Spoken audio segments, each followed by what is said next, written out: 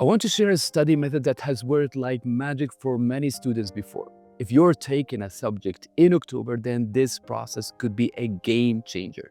First, spend a couple of days reviewing this subject using ready-made notes.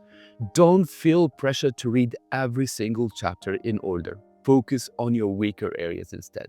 While reading, aim to locate key points so you can quickly refer back to them later. It is also a good idea to keep your old exam transcript nearby to pinpoint exactly where things went wrong last time. In stage 2, start solving classified questions. Do 5 long structured questions for each topic. Having access to solved exam questions will make things even faster, so you can cover the answers and practice active recall.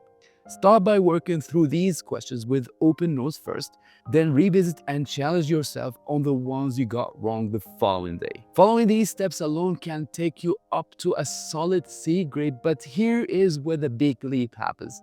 Begin solving at least 15 full exam papers. Print 2 variants from each recent exam session. For the first 5, solve and mark 1 question at a time to refine your understanding.